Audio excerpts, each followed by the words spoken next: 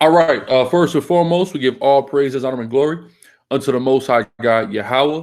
We do so in the name of His only begotten Son, who the world calls Christ, Yahweh Shai. It's your brother, Chief Priest, Alazar Ben Lawyer, aka the Gorilla Hebrew. Excuse me. Salakia. Joined always by my esteemed colleague, Deacon Hakar Young, for the 30, I believe it's the 33rd Situation Room. Am I correct, Deacon? The Deacon. The Deacon. There he is. Okay, I'm back.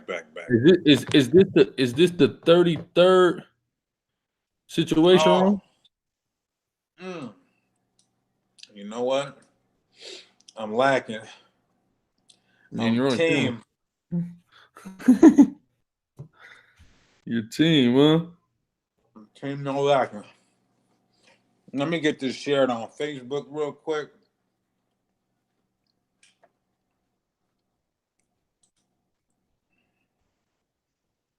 Okay, so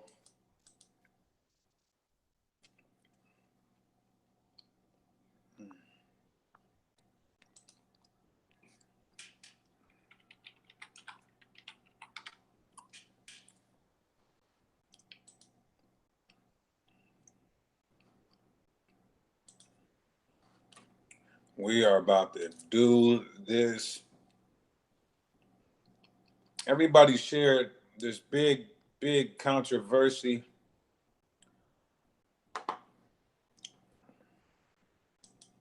This big controversy right now.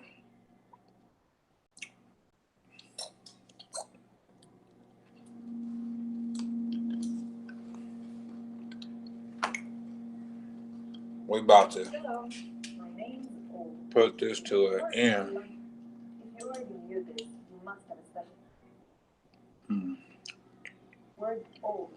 Okay. One of the first Hebrew words you learn with us.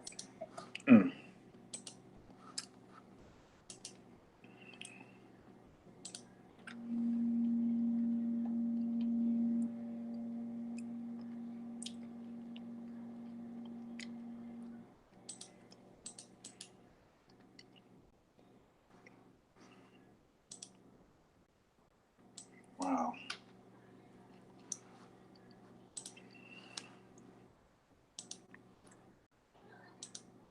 So yeah, man, Salaki, we getting ready to go into this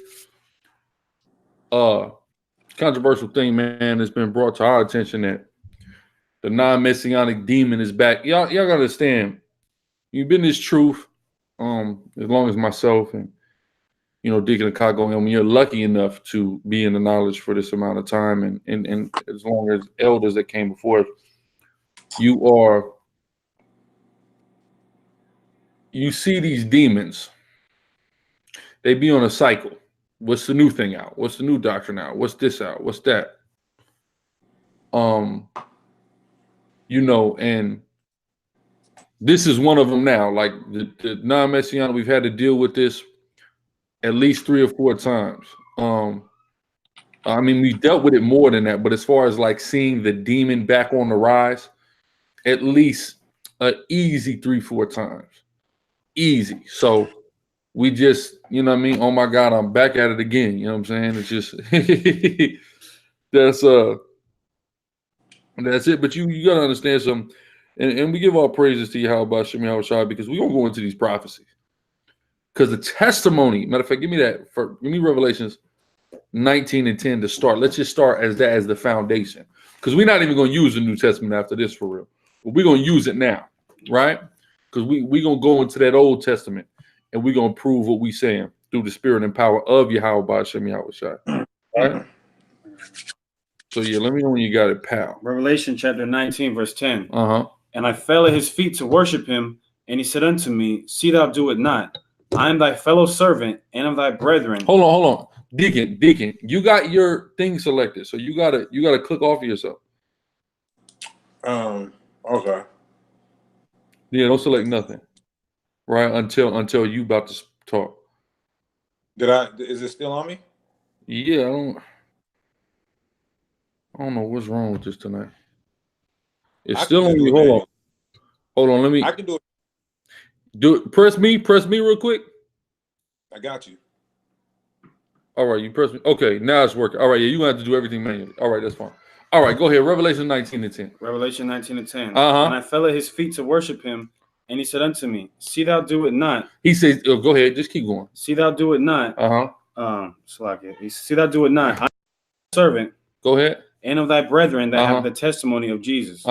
Worship God, for the testimony of Yahushua is the spirit of prophecy. So it said the testimony of Yahushua is the spirit of prophecy. So if you're not attesting to Hamashiach Yahushua being the one that is the Messiah, if you're not attesting to that, you're not going to really fully be able to understand these prophecies for real. It's going to be an impossibility. All right. This is why these guys don't get a lot of stuff and they be hitting brick walls, or you ask them about other prophecies, or they don't even really deal with prophecies. Most non-messianic dudes. Why don't they? Because they don't have the spirit of prophecy, because they are denying the one who shed his blood. Right? Go ahead. John 15:23. He that hateth me hateth my Father also. That's right. So in truth, if you hate Hamashiach Yahushua, you hate Yahweh, you hate the Most High, right? Period. But go ahead, Deacon. God, so I couldn't have said it no more better than myself. We definitely got to give all praise, honor, and glory to the Most High Yahweh in the name of His only begotten Son Yahushua. All right, who is the King and the Christ. And so we just want to do something different tonight. We're not gonna touch the New Testament. We're not gonna because here's what the nation of Israel has to understand. Us Messianic Israelites. This is what we have to understand. You don't battle a non-Messianic brother and go into the Old Testament and prove there's a Messiah. You just don't do that. They're gonna say, yes, I believe in the Messiah, but the Messiah hasn't came yet. So the best way to shut this false doctrine down is to go into the holy inspired text, the prophecies, and show the timeline of when the prophet said the Messiah would come. The prophets, they gave a timeline where we can't go with beyond those ramifications. And so that's how you deal with it. Because like I said, Messianic prophecies are all over the Old Testament. So yeah, they're going to say, yeah, we believe in the Messiah.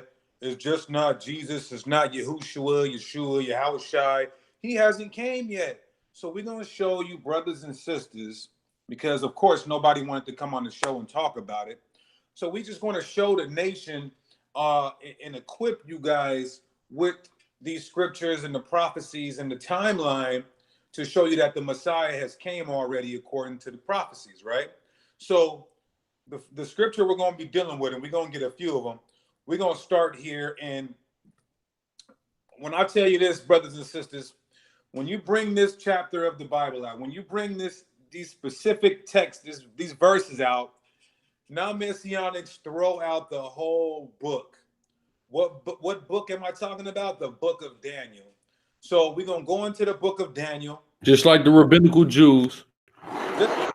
Just they like throw the whole book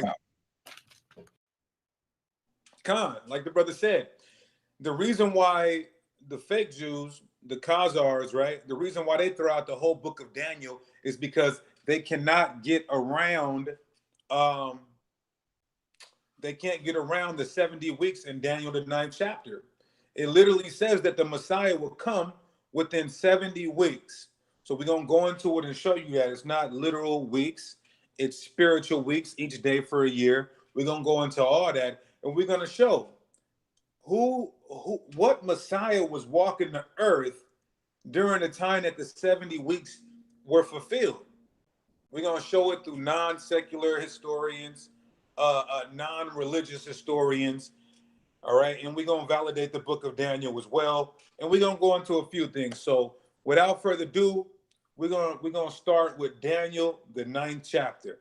Daniel chapter 9, all right? Daniel chapter 9.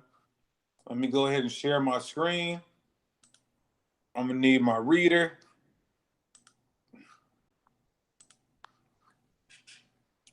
Daniel chapter 9, I'm going to need my reader.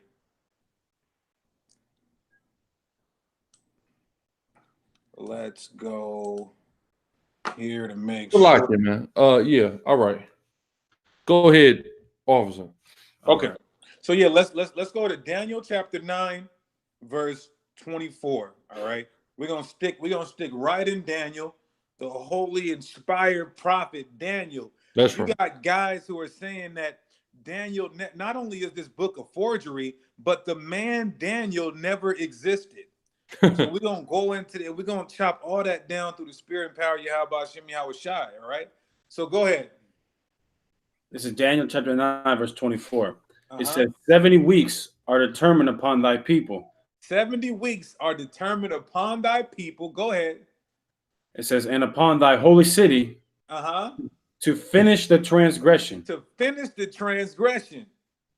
So after the 70 weeks, at the end of the 70 weeks, the transgression will be finished, right? So go ahead. It says, and to make an end of sins. And to make reconciliation for iniquity. Reconciliation for iniquity. Go ahead. And to bring in everlasting righteousness. And to seal up the vision and prophecy. And to anoint the most holy. And to anoint the most holy, or the Messiah, right? Now, let's go to, first I want to deal with something. You got guys saying that this is Cyrus.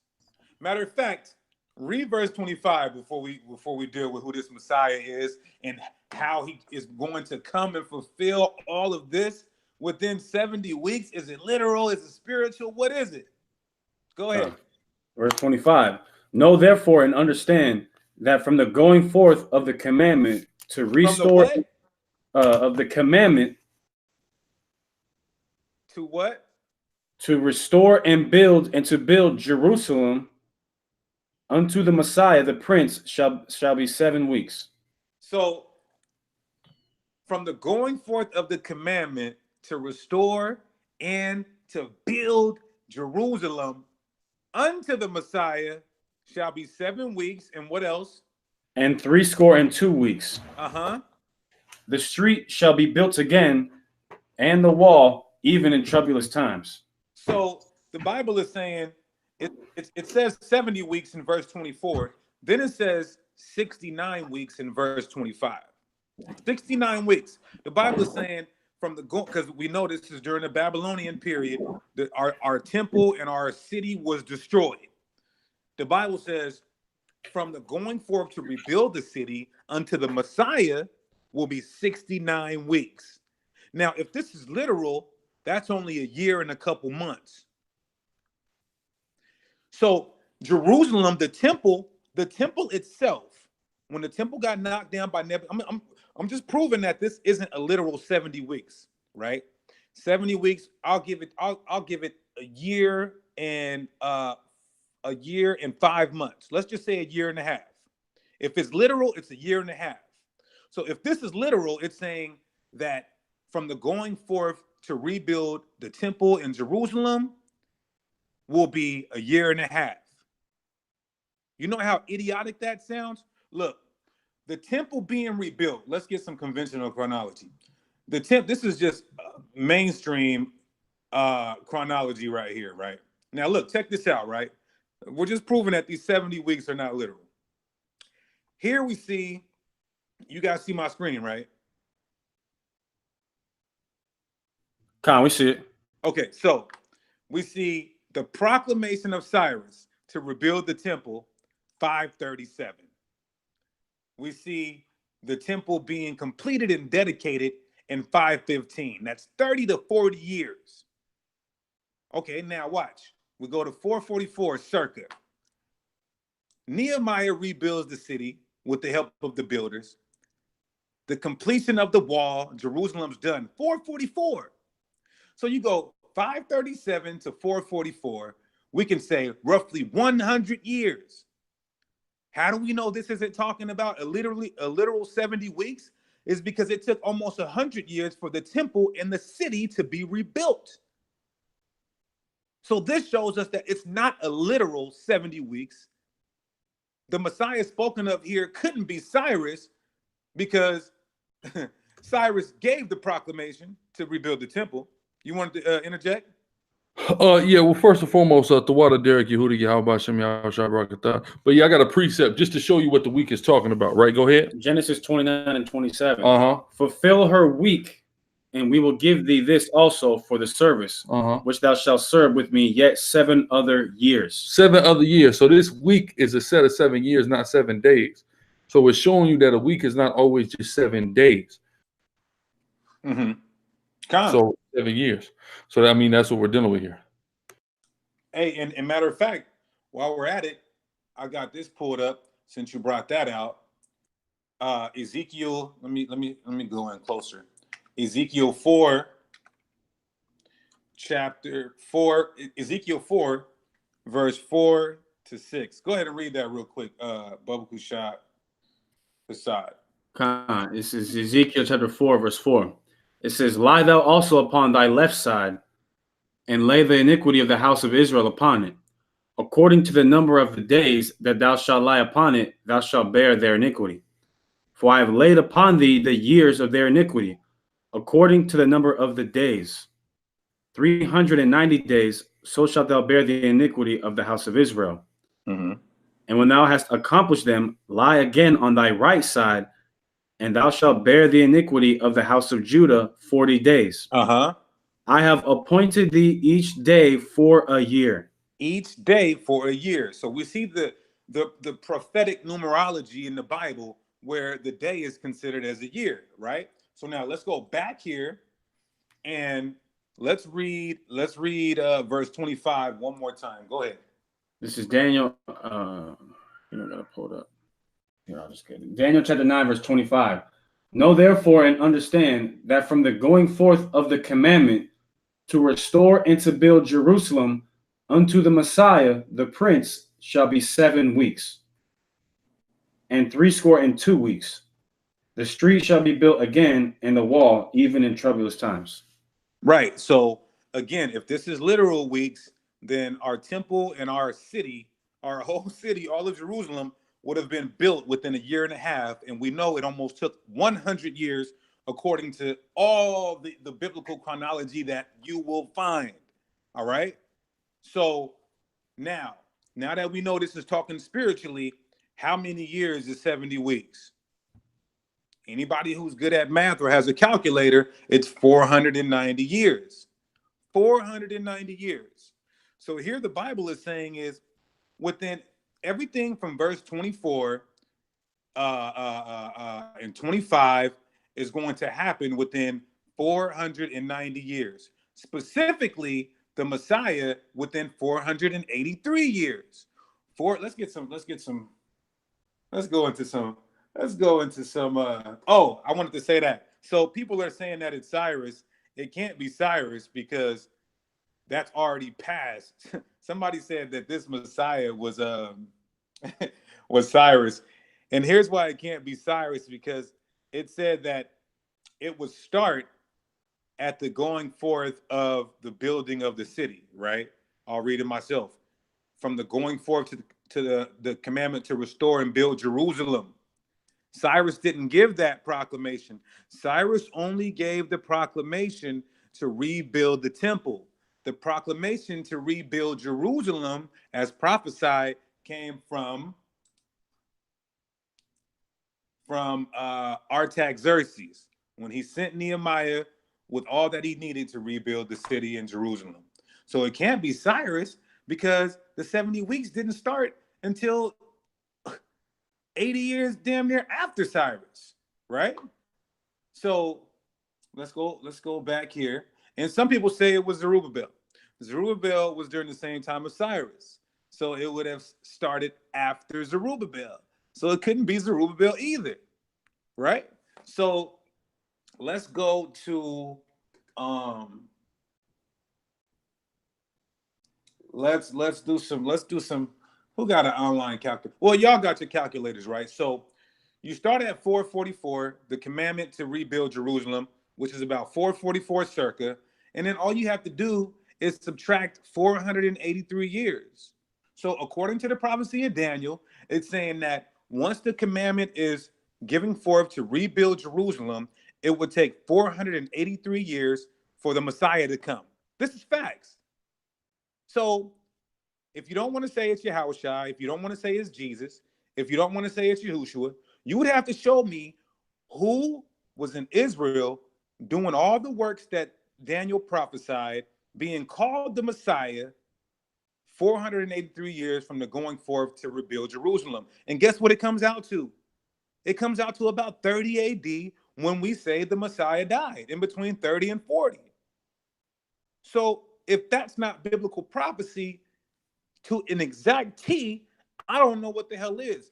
You brothers have to show us a Messiah who was killed, which verse 26 is going to explain that, who came and preached and was turning people to everlasting righteousness and making reconciliation and doing all these great works and being called by the Messiah, the Hamashiach, during 30 to 40 AD. And you'll find no other but who we call Yahushai.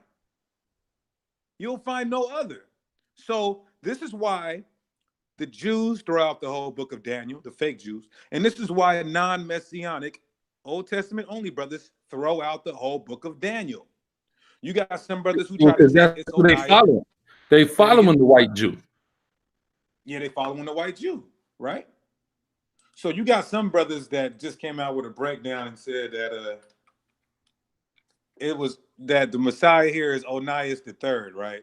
And let's take a look at this. What a joke! Third,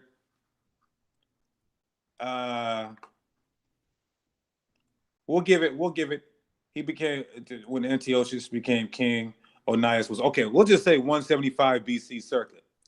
That's not 483 years from the going forth to build the city.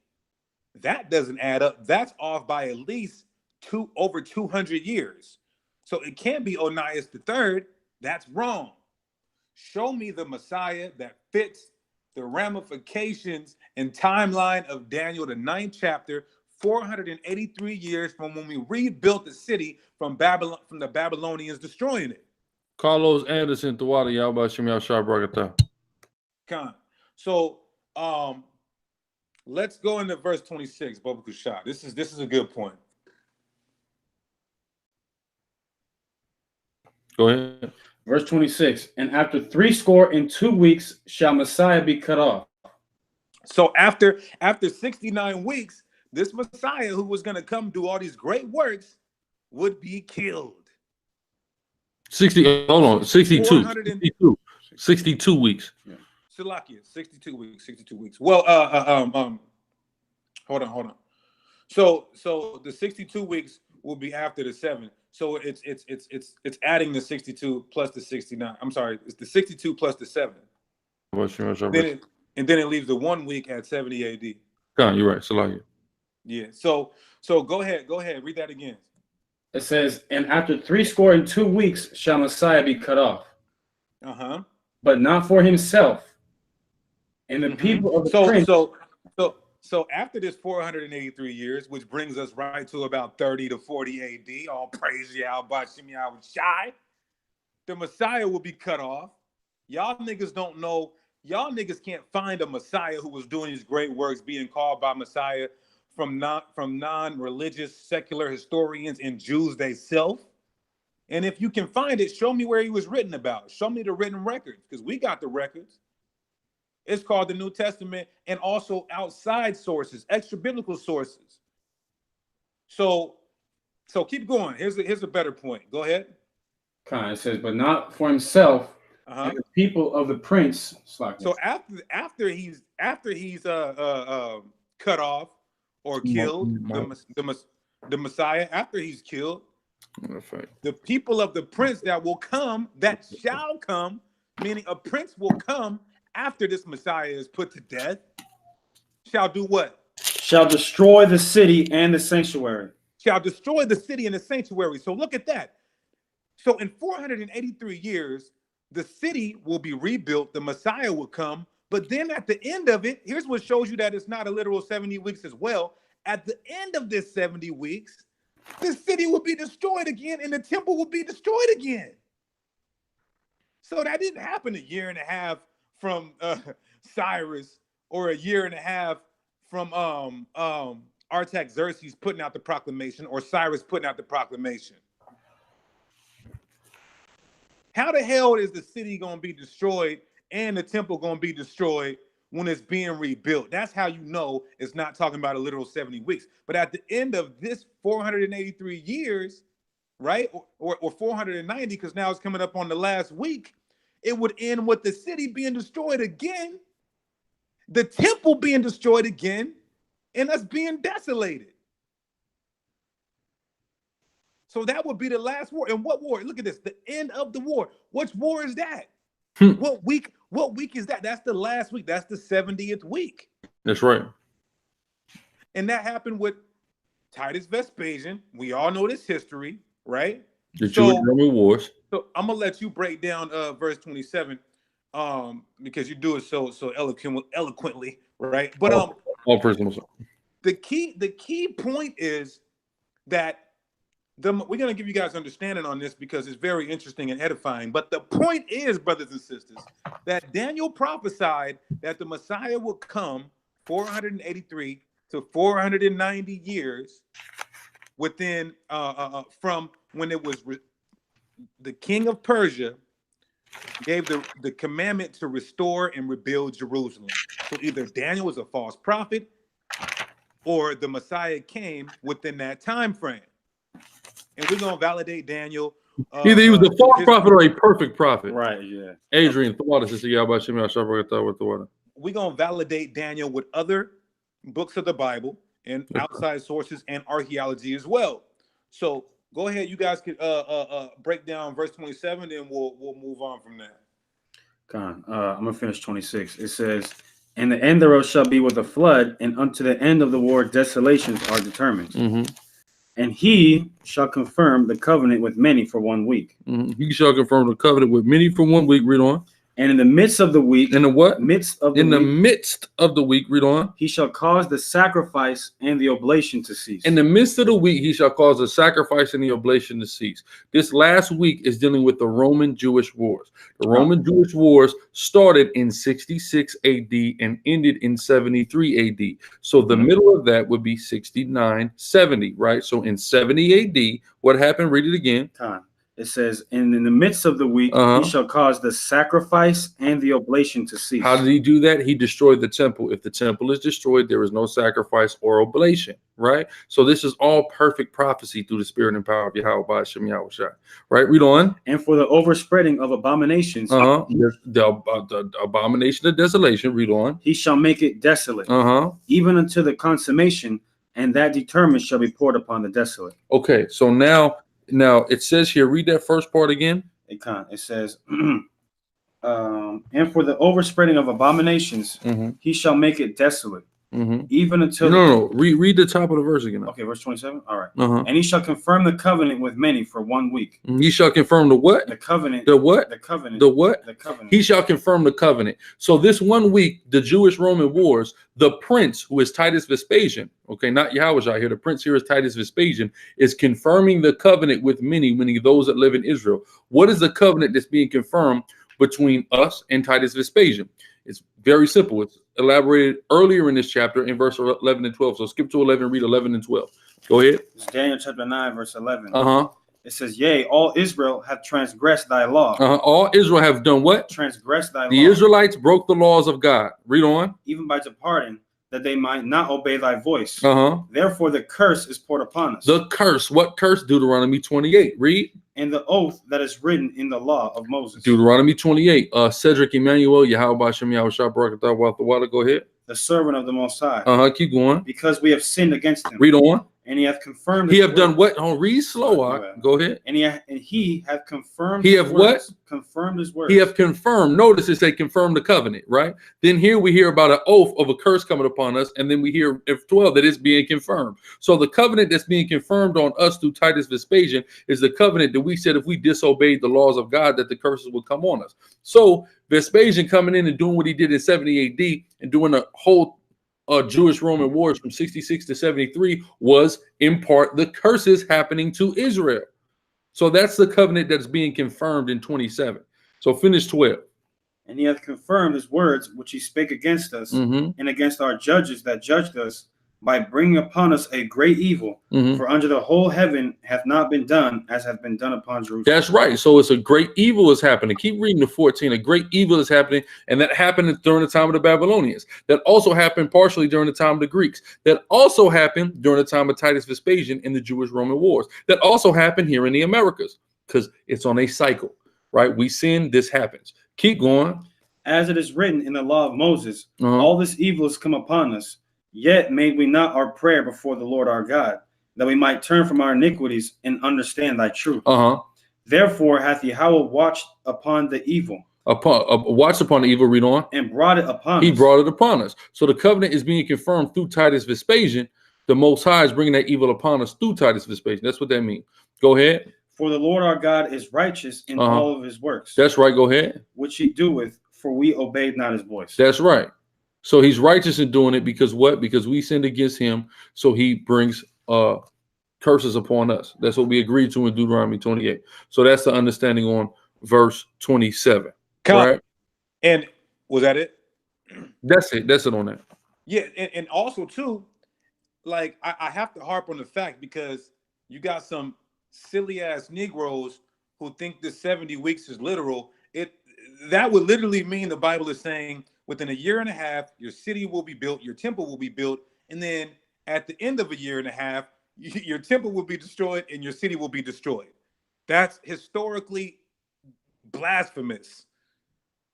And anybody saying that is just plain dumb. That's not even that's not even worthy of entertaining somebody thinking that 70 weeks is literally the 70-week timeline. You got to be stupid. God. So especially when it works out. Y'all can say whatever the hell you want. We just broke it down through the spirit and power of Yahweh B'Shem Yahweh Shai perfectly. I'm talking about perfectly, to where if you disagree, you really can't put it together better than that still. And if you think, what is this they saying Daniel was written now? Some of the naysayers are trying to allege it was written in the hundreds BC. Bro, this brother told me 170 BC. That's great. Let's say it was 170. How is it predicting accurately what would happen 200 years later? It's still prophecy. There's no way around this. Con. Well, we're gonna get the dating through the spirit. Now I wanna show something, because we're begging the question. We can show you a Messiah who came within this timeline, being called the Messiah by Jews in Palestine, being called the Messiah by secular historians, non-religious historians. But here's the problem. You brothers cannot show us a Messiah different than Yahweh Shai, who was written about and did all these great works and was being called the Messiah. Torah Mafia, you want to get on? Torah Mafia is in the building. Torah Mafia, don't time out Torah Mafia. Torah Mafia said it's Cyrus because it's Isaiah 44. What say you? Okay. Okay. Well, Torah Mafia, we can drop the link in the chat right now, and yeah, don't time him out. Don't time him out. If any non-Messianic come in here, do not time them out. Let them rock. We need them in here. We want to get them on. This is the point that we're doing it. They were all too scared to accept a channel. Let's try to get them on now. Don't time out any non-Messianic. Con. So Torah Mafia, you have two options. You can come on the show and we can just ask you a question of why you believe in Cyrus, or you can hold on real quick now. Salakia, go ahead. Go ahead, Salakia. Or you could just stay in the chat and you can ask your questions in the chat. I ain't trying to put no pressure on you, my brother. But if you want to come on, we can deal with it. If not, you can put your question in the chat. Go ahead, respond, let me know.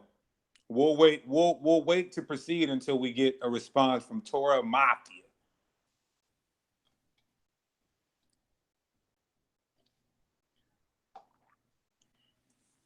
G-Con talking about open up the panel. G-Con, we believe.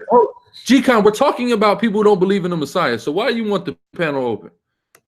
Yeah, just the thirsty Negro. He bored, man. You know he bored on that open road on Old Town Road right now. He said, "Open up the panel. Let's debate what we both believe."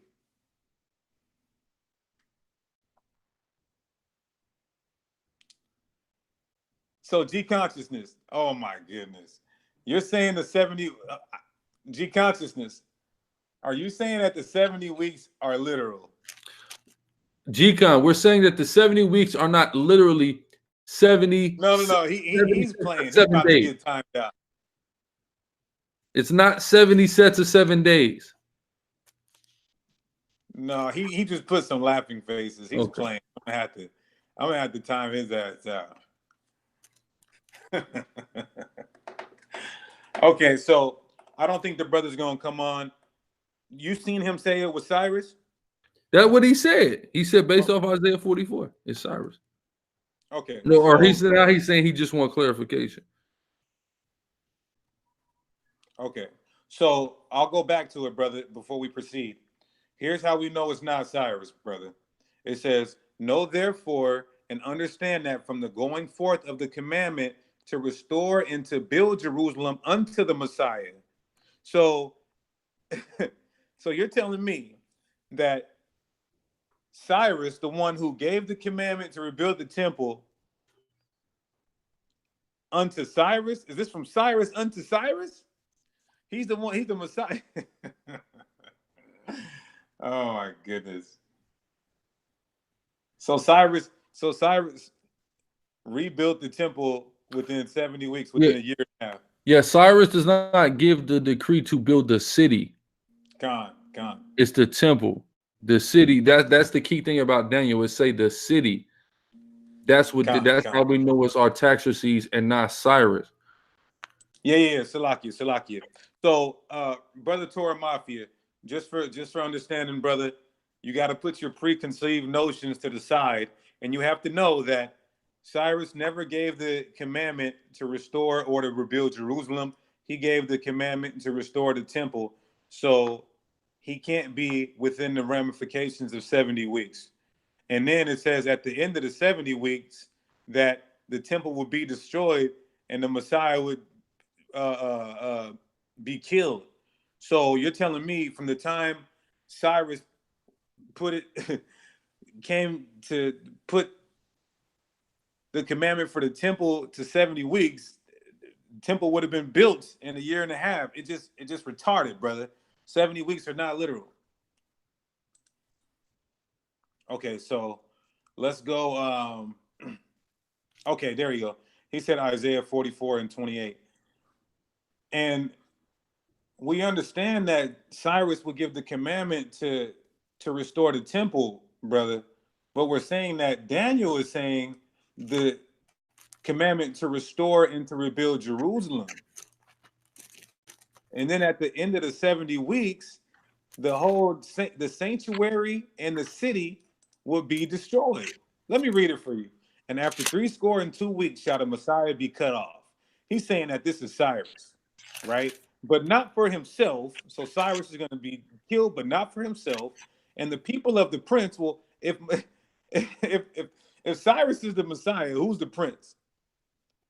That shall come shall destroy the city and sanctuary. When was our city and temple destroyed? Post Cyrus.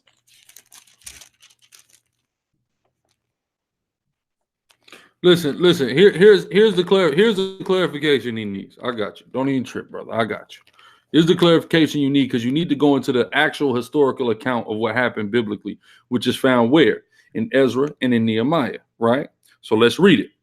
Ezra 1 and 3. Matter of fact, let's start at Nehemiah 2 and 5. Right? Nehemiah 2 and 5 is the first place we need to go. Nehemiah 2. Yeah, we're going to start at Nehemiah 2 and 5, right? And it read, "And I said unto the king, if it please the king, and if thy servant have found favor in thy sight, that thou wouldest send me unto Judah, unto the city of my father's sepulchres, that I may build it." Right? Okay, real quick. He said, he just said, He's not saying Cyrus is the Messiah. He's saying the decree started with Cyrus. I know exactly what he's saying, and that's what I'm disproving, because you was focusing on him saying Cyrus is the Messiah. I'm gonna show you the history, Torah Mafia. So again, pay attention, right? Again, Nehemiah 2 and 5, right? And I said, this is who is this speaking? Nehemiah, right? And I said unto the king, who's the king? Let's go to verse 1 to find out who the king is. And it came to pass in the month Nisan, in the 12th year of Artaxerxes the king. So Artaxerxes is the king Nehemiah is talking to, right? And I said unto the king, if it please the king, and if thy servant have found favor in thy sight, that thou wouldest send me unto Judah, unto the city of my father's sepulchres, that I may build it. So Nehemiah is petitioning to the king 12 years into his reign. So this is 12 years after Cyrus's reign is over, right? Or is it after Darius's reign? So like, this is well after Cyrus reigns. He's still asking to go to Jerusalem so he can rebuild the temple. So what does that let you know? That, I mean, the city, not the temple, the city. So what does this let you know? That the city was not rebuilt at the decree of Cyrus, brother. All right, let's further prove this. Ezra 1 and 3. Who is there among you of all his people? His God be with him. This is the actual decree, right? Who is there among you of all his people? His God be with him, and let him go up to Jerusalem, which is in Judah, and build the house of the Lord God of Israel. He is the God which is in Jerusalem. So the decree was never to go and rebuild Jerusalem. The decree that Cyrus gave was to rebuild the house only. Let's further prove this. Ezra 4, starting at 1. Ezra 4 and 1. Now, when the adversaries of Judah and Benjamin heard that the children of the captivity builded the temple unto Yahweh, power of Israel, then they came to Zerubbabel and to the chief of the fathers. Remember, the temple now. And said unto them, let us build with you, for we seek your God as ye do, and we do sacrifice unto him since the days of Esarhaddon, king of Assur, which brought us up hither. But Zerubbabel and Jeshua and the rest of the chief of the fathers of Israel said unto them, you have nothing to do with us to build an house unto our God, but we ourselves together will build unto Yahweh, power of Israel, as King Cyrus, the king of Persia, have commanded us. What are they building? The house, as commanded by Cyrus, the house. Then the people of the land weakened the hands of the people of Judah and troubled them in building, and hired counselors against them to frustrate their purpose all the days of Cyrus, king of Persia, even unto the reign of Darius, king of Persia. So we didn't even complete the building of the temple during the reign of Cyrus, king of Persia, because you had lobbyists that frustrated our purpose. So we don't see its completion until the reign of Darius. And then we see Nehemiah during the reign of Artaxerxes still begging to come and get the city rebuilt. So we understand that it's going from Artaxerxes because that's when the decree to rebuild the city comes out. That's the difference, brother. But go ahead. So somebody's saying my volume is short, my volume is low. Can y'all hear me pretty well? Can y'all hear me pretty well? If you can, just put a 1 in the chat so we can proceed.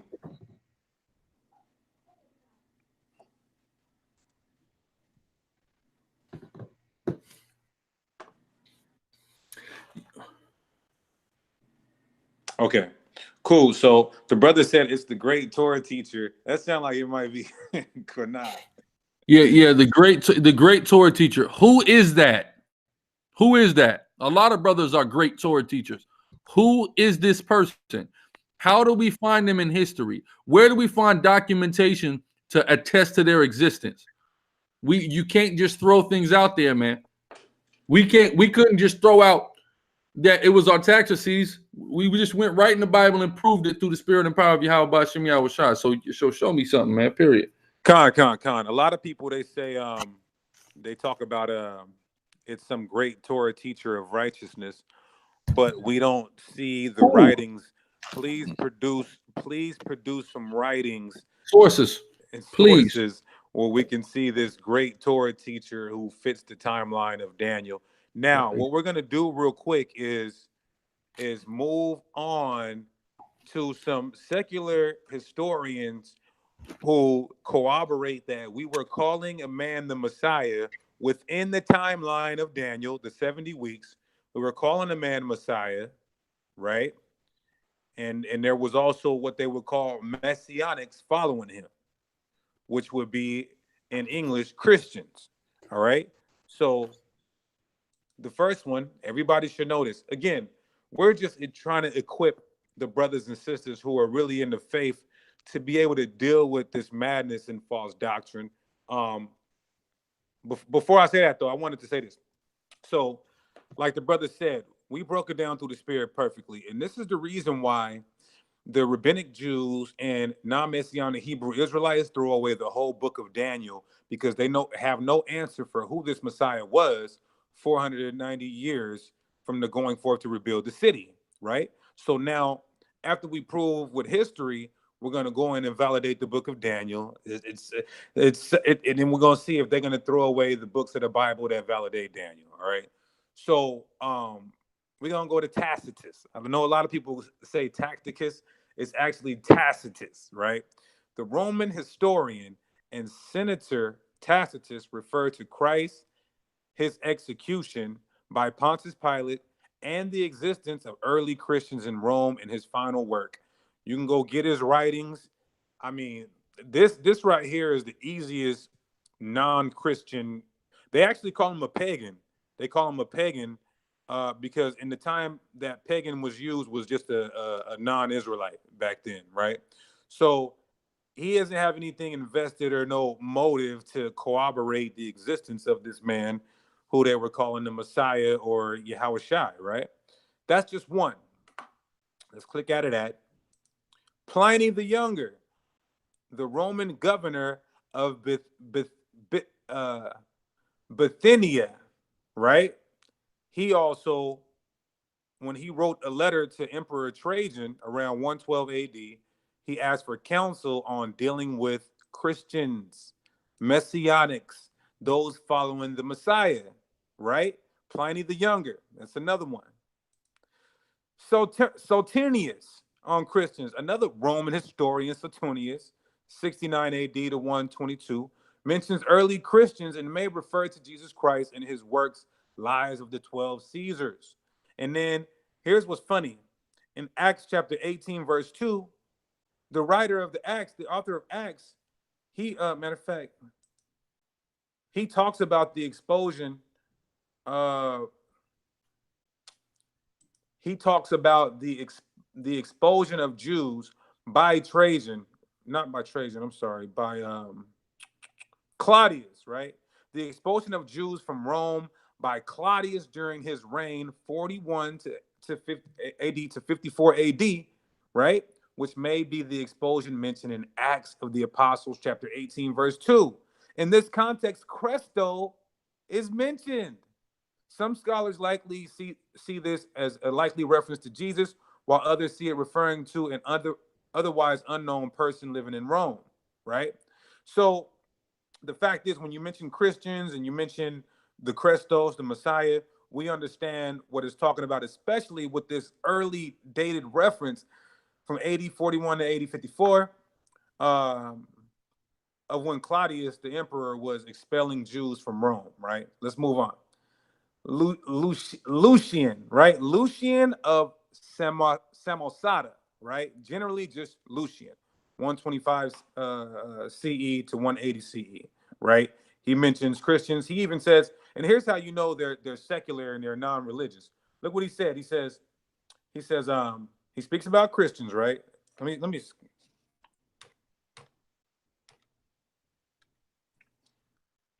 Okay, so he speaks about Christians, right? He speaks about Palestine, right? But look what he says. He says in the bold, they revered him as a god, made use of him as a lawgiver, and set him down as a protector.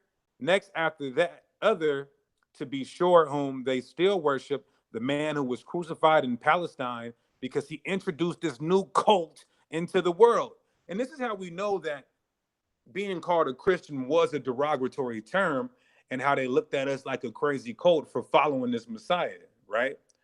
All right, so let's go from there to Murabar Serapion, sometimes spelled Murabar Serapion, was a Stoic philosopher of the Roman province of Syria. right? He even mentions 73 AD. He even mentions, they say this is one of the earliest non-Christian references to the crucifixion of who the world ignorantly calls Jesus Christ, right? And there's so many more, but these are just some early first century to second century non-Christian, non-religious, secular historians that corroborate that during the timeline of Daniel, there was a man who was called the Messiah in Palestine, Jerusalem, Israel, and being called the Messiah and having Messianics following him, calling themselves Christians. All right. Like it, real quick, special shalom to Zaquan Priest Kahan just popped up in the chat. Shalom, elder. Shalom, Zaquan. Coming in this thing half a century. I see you're approaching that half a century. All right, so let's go from there and let's just validate. Let's get that. I'm gonna bring out the other prophets who, because you got some brothers who say that the prophet Daniel never existed. So because of Daniel 9 and how they can't get around it. So I'm gonna have Alazar speak on some archaeology, but I want to read these three scriptures real quick. Ezekiel chapter 14, verse 4, right? It says, though these three men, Noah, Daniel, and Job, were in it, they should deliver but their own souls by their righteousness, saith Yahweh our power. So here you have the prophet Ezekiel substantiating that Daniel is a historical and biblical figure, did exist, right? So by that logic, you got to throw away the whole book of Ezekiel because he's corroborating Daniel. Again, he does in Ezekiel 28, verse 3. It says, behold, thou art wiser than Daniel. So Ezekiel, the prophet, is holding Daniel in so much high esteem with his wisdom, which is how we know his prophecies are so valid. And he was shown a lot. He was shown a time span from the Babylonian captivity all the way to the end of time into the kingdom, right? So first, let's go to First Maccabees chapter 2, verse 60. Now, you got Hebrew Israelites that are even throwing away the Apocrypha, but they'll say that it's a historical book. Okay, cool. Let's deal with this historical book. Let's not look at it like doctrine, whatever. We could just deal with it being a historical book. Let's see what what's written in the Maccabees. First Maccabees chapter 2, verse 60. It says, Daniel, oh no, let's start at verse 57, right? He's bringing out, we'll start at 55. He's just going through a whole line of our forefathers, right? So it says, Jesus, which is really Joshua, for fulfilling the word, was made a judge in Israel. Caleb, for bearing witness before the congregation, received the heritage of the land. David, our king, for being merciful, possessed the throne of an everlasting kingdom. Elias, for being zealous and fervent for the law. So I guess all these guys are made up too, right? Was taken up into heaven. Ananias, Azarias, and Misael, by believing, were saved out of the flame. Daniel, oh, look, and they're talking about being saved out of the flame, which was written in the book of Daniel. And then he goes, verse 60. Daniel, for his innocency, was delivered from the mouth of lions. So here you guys have it. You admit that it's a historical book and is giving reference to the man Daniel and what's written in the man Daniel's book. So that's just a validation with other Bible verses. So you could go ahead and speak on the archaeology you was referring to. Just giving y'all a couple in the spirit, a couple quick archaeological references to give validity to the book of Daniel in history. Of course, we have the Aramaic or the Chaldean fragment of the book of Daniel found amongst the Dead Sea Scrolls. We have the it's pronounced the Nebu Sarskim tablet as well. We have the Assyrian label as well as Babylonian Chronicle BM 21946. All of those things substantiate the book of Daniel. Priest Kahan, Tawadi Yabashim Yashar Barakatah, Saquan. That's right. Salvation is nearer than we believe. All praises. Khan. But yeah, Khan, go ahead. Okay, so now let's wrap this up so we could possibly do a quick Q&A. Okay, so my question, hopefully our our Israelite brothers and sisters, they see this, and they our non-messianic brothers see this and refute it with sources, with corroborating scriptures, with history, etc. Right? Now, since you don't believe that the Messiah has came already, my question to the non-messianics is, when the Messiah comes, what would he do? What would his mission be? Right? Because according to prophecy, and this is what indicates the so-called two comings, right? Or what we would call, what generally is called the second coming, right? So when we see the prophecies that the Messiah would, so here's what a non-messianic would have to believe, that the Messiah, when he comes, because he hasn't came yet, according to them, when he comes, he's gonna have to die, and he's gonna have to be subjugated. Then he's gonna somehow conquer the whole world and destroy all his enemies. That doesn't even make sense, and that would frustrate the prophecies. This is how we know that the scriptures are saying that the Messiah would have to come once to die and be subjugated, and then the second coming, or the other coming rather, would be to conquer the world and liberate Israel. So let's get the prophecies right, saying that when he comes, he would have to die. So Daniel 9:25. Know therefore and understand. Like it real quick. The water to the brother Tiberius Edwards. Yahweh Shabbat. Con. Well, actually, it's Daniel 9:26. I don't feel like restoring my. Can you grab that for me real quick, Hassad? I put the wrong scripture in. Grab Daniel 9:26 one more time, because we just want to prove how idiotic you guys sound, saying that the Messiah haven't came, but when he does, he's going to be put to death and then somehow come back and conquer the whole world and be subjugated and slapped around. We're going to get all these prophecies to show you that it would have to be two separate comings of the Messiah. So go ahead. You said 9:26? Yeah. All right, Daniel chapter 9, verse 26. And after 62 weeks shall Messiah be cut off. But not so for... Daniel says, that's all I need. So Daniel says that when the Messiah comes, he will be cut off. He will be put to death, right? Now, Hassad, get Isaiah 53:8. Now, some non-messianics say this is talking about the nation of Israel. The suffering servant is the nation of Israel. Anybody can go look up. I'm telling you right now, the puniest, weakest Christian in the world has won debates on Isaiah 53 not being Israel. I'm telling you that right now. You can find that information. You can just read it and reason and logically deduce it, that Isaiah 53 is actually talking about a person, not the nation of Israel. I got Isaiah 53 though. Come on, 53:8. Okay, this is Isaiah chapter 53, verse 8. It says, he was taken from prison and from judgment. And who shall declare his generation? For he was cut off out of the land of the living. For the transgression of my people was he stricken. So the Messiah, this will show you that it's not talking about the nation of Israel. This is actually talking about one person. Okay, and anybody reading into the scripture something else is just schizophrenic and suffering from acute paranoia.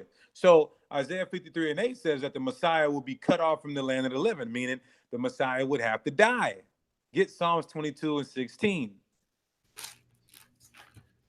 Okay. This is the book of Psalms chapter 22 and verse 16.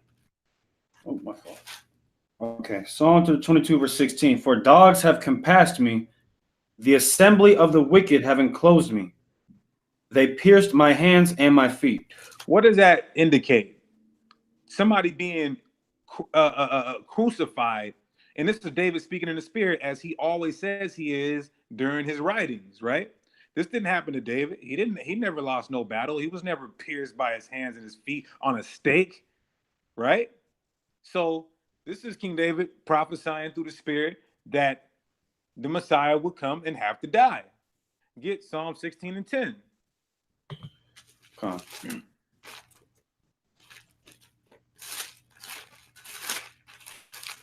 This is Psalm chapter 16 and verse 10. It says, for thou wilt not leave my soul in hell, neither wilt thou suffer thine Holy One to see corruption. Right. So here King David is saying that the Lord is not going to leave his soul in the grave and his body is not going to decay. Well, that didn't happen with King David. He saw corruption. Right? Don't they got his tomb? Didn't they find his tomb? King David's tomb, his sepulcher. I don't know about that. Yeah. Okay. Well, somebody might have to research that. But we see that that's another prophecy or him speaking through the Spirit, right? The same as Psalms 22 and 16. Now go to Micah chapter 5, and we're gonna read. I was gonna read this whole thing, but I just want to read verse 1 to 2. Come. Let's see, book of, let's see. Micah, you said 5, 1 and 2? Yeah. All right, Micah chapter 5, verse 1. Now gather thyself in troops, O daughter of troops. He hath laid siege against us. They shall smite the judge of Israel with a rod upon the cheek. So Micah is saying that when this Messiah comes, and we're going to prove this is the Messiah, when this Messiah comes, he's going to get slapped to hell in his face with a rod on his cheek. What's up? Get beat down, bullied, subjugated. Now, how can that be if the Bible says when the Messiah comes, he's going to conquer the whole world and destroy our enemies and save us? This indicates two separate comings of the Messiah. Unless you guys want to convolute all these prophecies of the Messiah and say when he comes, he's going to get slapped in the face, subjugated, bullied, beat down, killed, rise from the dead, and then liberate Israel and destroy all the nations. Not going to happen. We're going to further prove that this indicates two separate comings, right? So keep going, verse 2. But thou, Bethlehem, Ephratah, though thou be little among the thousands of Judah, yet out of thee shall he come forth unto me, that is to be ruler in Israel. Right, that's the Messiah. Go ahead. Whose goings forth have been from of old, from everlasting. Right now, it's not Hezekiah. It's not anybody else. It's not. They had to be born. This Messiah would be a special spirit who has been there with the Most High from the beginning, although, of course, created and not co-eternal like the Most High. It said his going forths are from old, from everlasting. When you get into the Hebrew, his starting point was from ancient times, not when he was born to fulfill this prophecy, right? So now let's so we see that we got the prophecies that's saying what's going to happen when the Messiah comes. Now go to Numbers 24 and 17 and 19, because then the other prophecies say that he's going to come and destroy everybody and nobody's going to be on his level. Well, which one is it? It would have to indicate that he came already and he's coming again. Two comings. Go ahead. Numbers 24 and 17. I shall see him, but not now. I shall behold him, but not nigh. There shall come a star out of Jacob, and a scepter shall rise out of Israel, and shall smite the corners of Moab, and destroy all the children of Sheth. Keep going. And Edom shall be a possession. Seir also shall be a possession for his enemies, and Israel shall do valiantly. Out of Jacob Verse shall 19. come. My fault.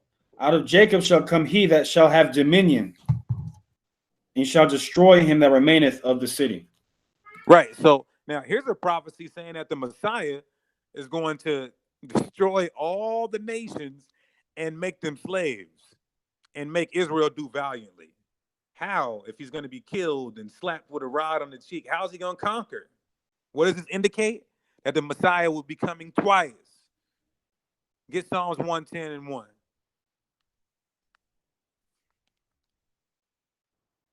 Falling now. We good? Mm-hmm. Okay, Psalm chapter 110, verse 1. It says, Yahweh said unto my Lord, sit thou at my right hand until That's a psalm of who?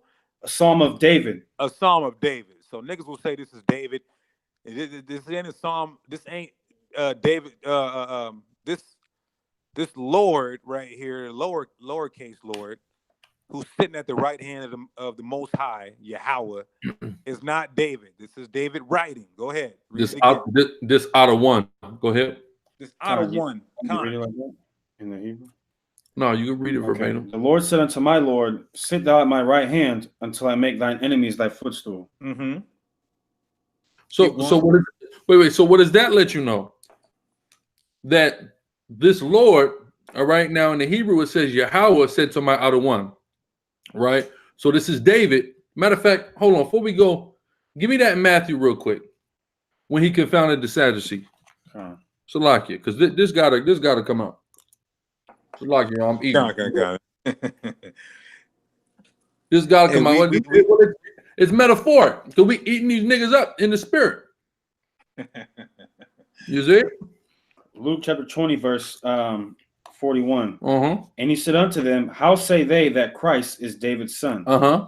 And so how are they saying? He's confounded. He said, how is the Messiah David's son? Read. And David himself saith in the book of Psalms. Uh-huh. The psalm we read. The Lord said unto my Lord. The what? The Lord said unto my Lord. Read on. Sit thou on my right hand. Uh-huh. Till I make thine enemies thy footstool. Read on. David therefore calleth him Lord. Uh-huh. How was he then his son? He said, wait. David is calling his son his Lord. Now that the Sadducee didn't know what to say. So, but this is showing you that it's David's son who the Messiah. This is the understanding Israel has of this. That this is talking about the Davidic Messiah. And David is referring to the Davidic Messiah, which springs forth out of his loins as his Lord.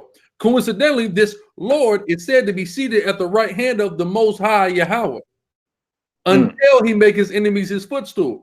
So we go into the prophecies about his death, like we read.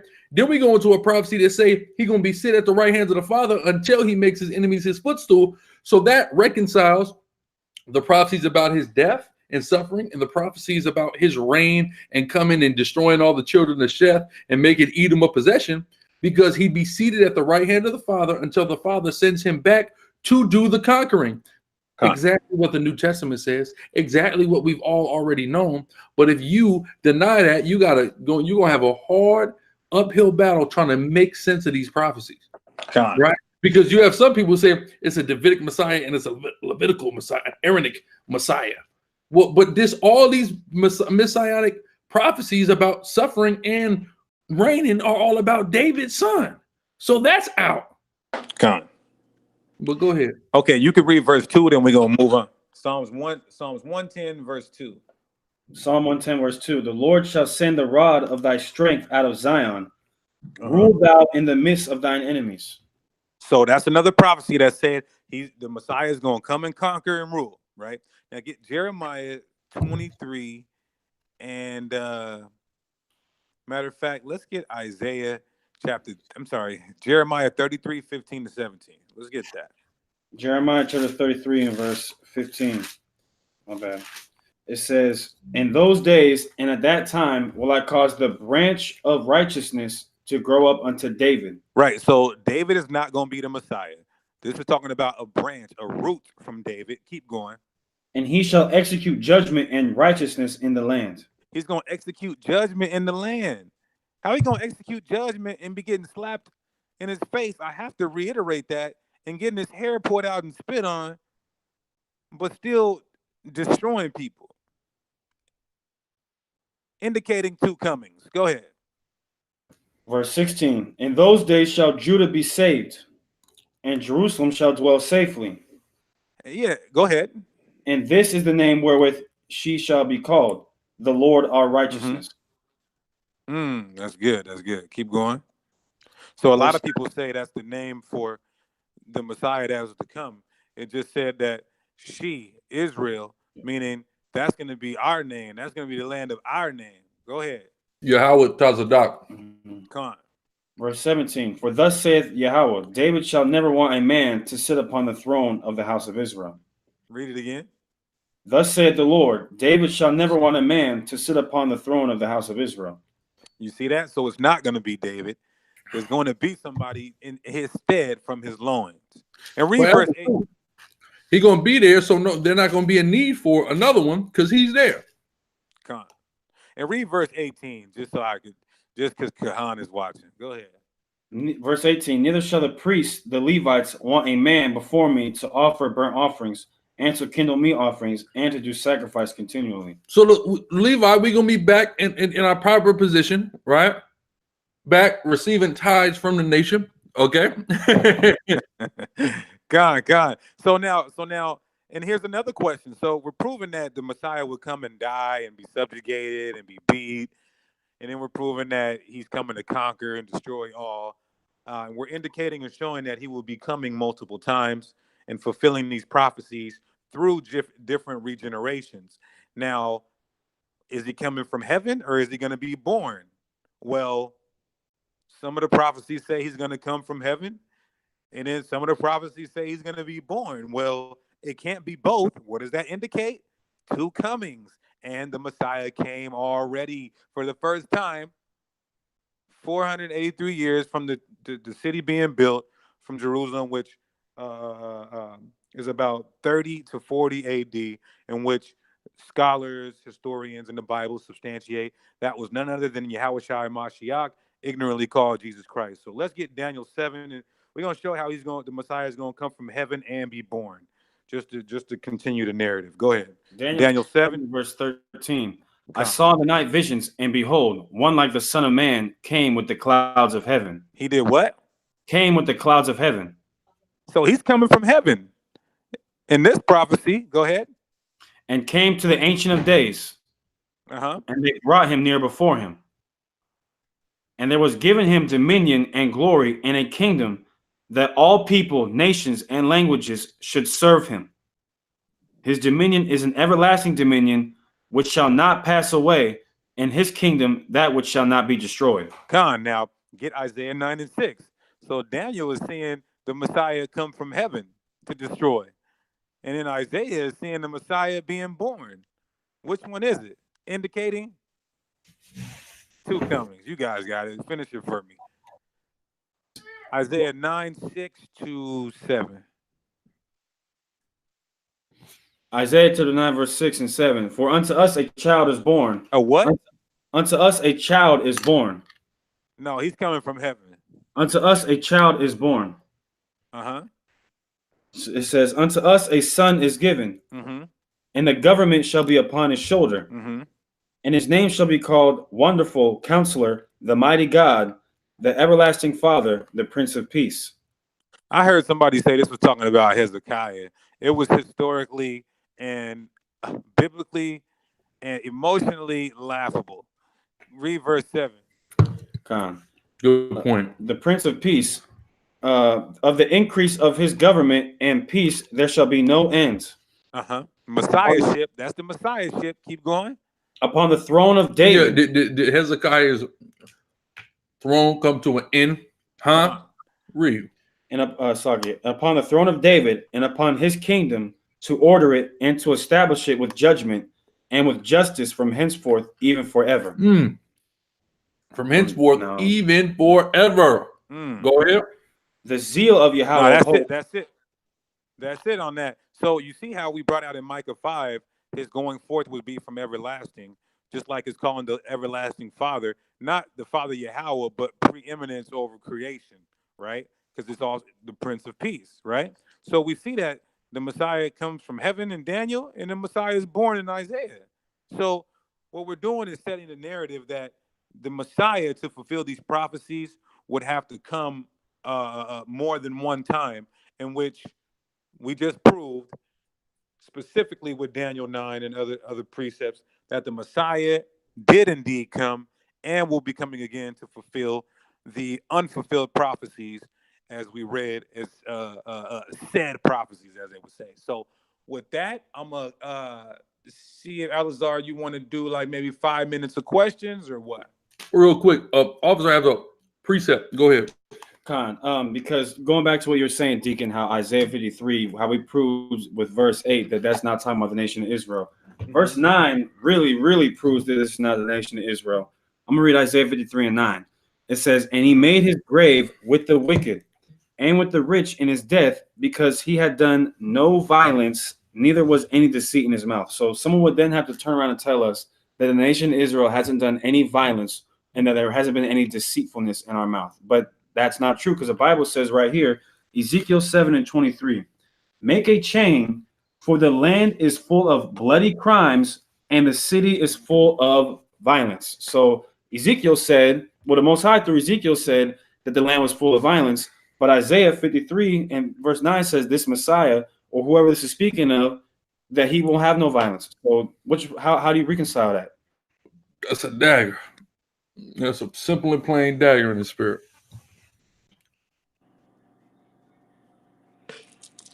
Okay. So all praises, man. This is great. I see a little bit fake Hebrew Israelite cult groups put me in timeout. Yahushua isn't Hebrew language at all, and Yahushua isn't Gabriel Hughes. Go ahead and block that devil. Go ahead and get him the hell out of here. Thank you very much for your time, your view. Thank you for sitting through a nice ad when you clicked on the link. Beat it. And now I'll beat it. Okay, that's a good question. He said he has a question. If look, I'm gonna answer this question, but I'm not gonna let you guys run from what we brought out today, right? Being that the Messiah will come 483 years. So, like, from real the quick, rebuilding of, they're doing the same thing that the crazy Trinitarian brother did the other day. Instead of dealing with what we bringing out, they want to run to what they think they know. Don't do none of that. Deal with what we bringing out. But just to show you the boldness of understanding given to us by the Holy Spirit, we're going to answer your question still.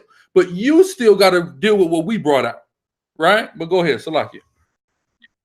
okay, so when we read, he said, why do we say Jesus is going to deliver us when Daniel 12 says the archangel Michael will deliver us? First of all, it didn't say the archangel Michael alone would deliver us. See that the question, y'all gotta stop asking questions that are predicated on false premises. The premise is false.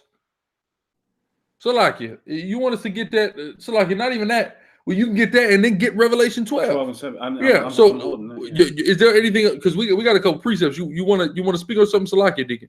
Well, I was just going to say, the scriptures say that man waxed bold with the thousands of heaven. So, yes, there's going to be a heavenly army, and then he's going to use the elect as his battle axe and weapons of war as well, my brother. Yeah, that's right. That's right. Hit the precepts. Okay. First, I'm going to get Revelation 12 and 7. Uh-huh. And there was war in heaven. There's a war in heaven. Go ahead. Michael and his angels. Who? Michael and his angels. Michael is captain of the host, right? But Yahushua, general of the army. That's right. That's what you got to understand. Go ahead. Michael and his angels fought against the dragon, and the dragon fought and his angels. Exactly. Go ahead. This is that'd be like the same if I said I'm sending Deacon over there, or Deacon gonna deal with that. Does that mean I'm not coming too? No, but the Deacon went over there. Go ahead. 2 Thessalonians 1 and 7. And to you who are troubled, rest with us. Uh-huh. When the Lord Yahushua, read, shall be revealed from shall heaven. be revealed, the revelation, which you see, Revelation 1, when he shall appear with clouds, right, which is the chariots of heaven. Read on. With his mighty angels. With what? His mighty angels. Who is the captain of all those mighty angels? Ma'aka'Allah. All right? There you go. Now go ahead, Deacon. No, that's pretty much it's the situation room. We getting you niggas situated in the spirit. Get them smooth together. That's right, brother. We going upwards. That's right. What does Cam YASHARAHLA mean? It means rise Israel. Yeah, that's what it means. You mean Quam? Yeah. Somebody also said that Isaiah 9 and 6 was Eliakim. Interesting. Very interesting. You can't. First off, you can't really tell me much about Eliakim to whoever said that. You ain't know much about Eliakim. All right. Right. We can tell you a thing or two about Eliakim. Right. Yeah, it's been done. About Eliakim. Yeah. I got 4 minutes, brothers and sisters. I got 4 minutes. If y'all want to ask some questions, go ahead. Till midnight Eastern. Is taking an American oath against Yahushua's words What do you mean taking an American oath? What do you mean? Probably like swearing in on something or something. I mean, go ahead. Technically, yeah, got to be right. Technically, yes. And you're going more on Jehovah's Witness. Oh, the Jehovah's Witness. Okay, yeah. Let me. I've been waiting to pull that. She said Jehovah's Witness says that that Michael is Christ. I've been waiting. Oh yeah, those nutcases. You got Israelites that believe that nut madness as well. Let me get this. Okay. Somebody else. Out the water. Who is this? I missed this one. Oh, the sister. Oh, Aliyah Shabai and Ima. Okay. I got getting them stitchy. Go ahead. I got what you want in 1 Thessalonians, Deacon. Is that what Thessalonians 4:16? Yeah, I'm here. 1 Thessalonians 4:16. For the Lord himself shall descend from heaven with a shout. So Yahweh Shai, the Christ, is going to descend from heaven with a shout. Christ. Go ahead. With the voice of the archangel. Ooh. Okay. With the voice of the archangel. So there's the Messiah, then there's the archangel. Separate. Go ahead. With the voice of the archangel and with the trump of God, and the dead in Christ shall rise first. Right now, the Bible only refers to one person as the archangel, and that's Michael.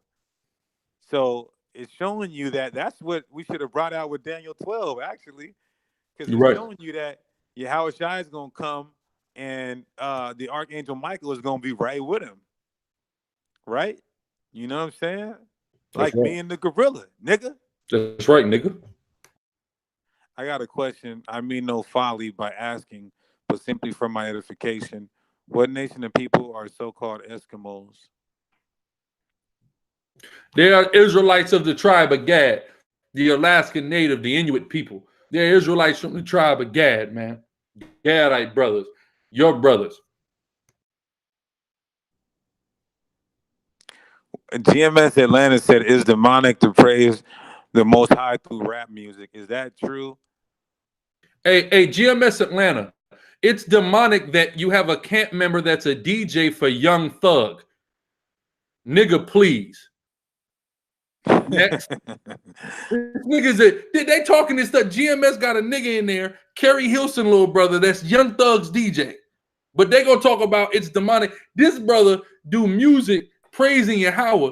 You have a cross-dresser who a nigga in your camp is the DJ for. Nigga, if you don't shut your goddamn mouth coming in my chat, shut up.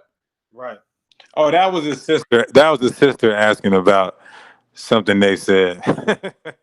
Salakia. Right.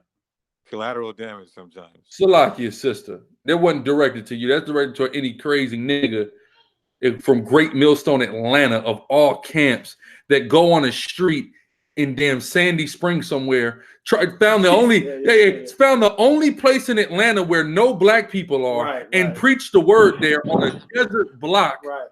Those pieces of garbage. I know they not talking. Salakia. Okay. Yes, brother. Creation was done 6,000 years with 1,000 years of rest. So you could say 7,000. I got a question. Can I be friendly with Gentiles? Or, you know, the captain, sometimes he says good morning to Edomites, you know.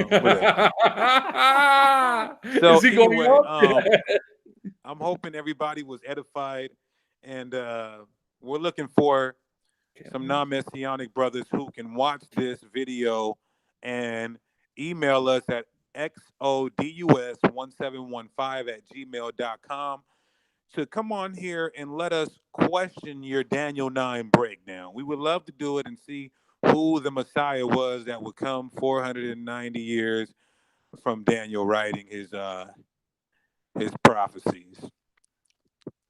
And so with that, I'm gonna say the water to Chief, the water to Shatar for reading and researching, and Chief, take us out. All right, real quick, got to make a quick plug. URBN, Urban Gorilla, get your new gear. All right, it's going fast. But yeah, we real quick too. Do remember the 13th, MASHARAH YASHARAHLA Hebrew Summit going down Chicago, Illinois. July 11th to the 14th, through the spirit and power of Yahweh Bashem Yahushai. Check us out. We're going to give all praise, honor, and glory to Yahweh by Shem Mashiach Yahushai and say Shalom.